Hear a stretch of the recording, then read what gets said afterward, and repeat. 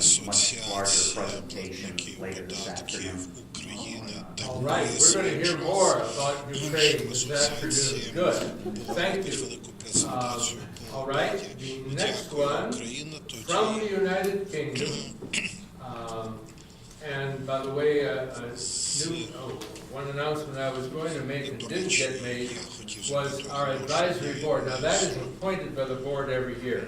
Our advisory board reappointed, and we have a new member, Matthew Elliott, the leader of our Taxpayers Alliance in the UK, has kindly consented to serve.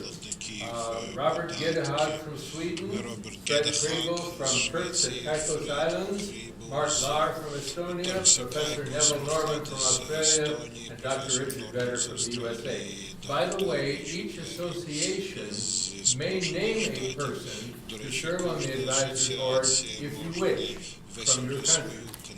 So if you'd like to do that, talk to me and you have that privilege. So let us now hear from the Taxpayers Alliance. The Taxpayers Alliance also yields its time. All right. Well, and of course, you fortunately have heard already some of the many good things they are doing. We're very proud of the Taxpayers Alliance. All right. Let's hear from Iowans for Tax Relief in the USA. John?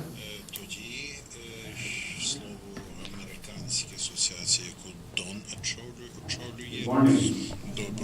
My name is Don Rocker. I am the Vice Chairman of Iowans for Tax Relief. One of our greatest success stories is protecting the taxpayers of our state from a tax on a tax. We think this is immoral and wrong. In the United States, the federal government withholds money from workers, and the state does as well.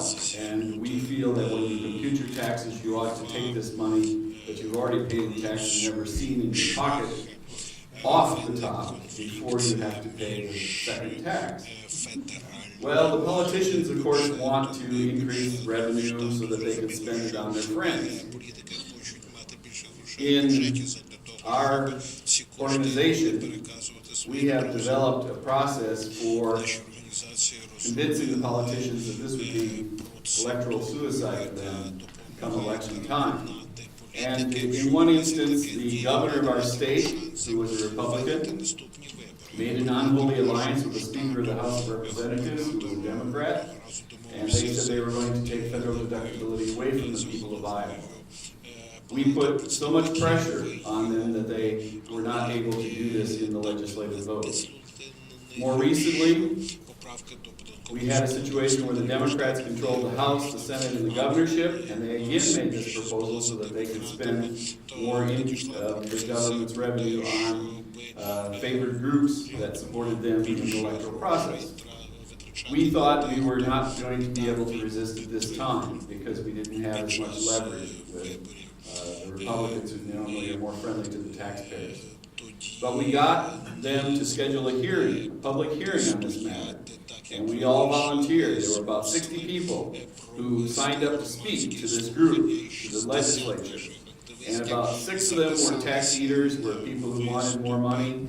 And the rest were all friends of the taxpayer, including myself. And we also motivated our members to flood the galleries of the Senate chamber where this was taking place. And the people who were in charge, they scheduled all of the tax proponents first.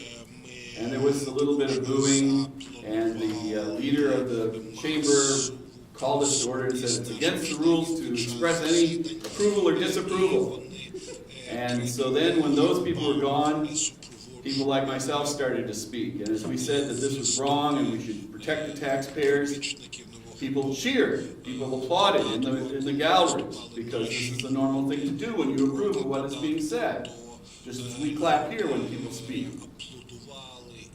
And the leadership of the legislature got so upset that it was very clear that almost everyone who was there was against his proposal, that he brought in the state police and cleared the galleries, threw us all out. And as you can imagine, the media did not approve of this because they are in favor of freedom of expression. And so there are many stories that were critical of the government.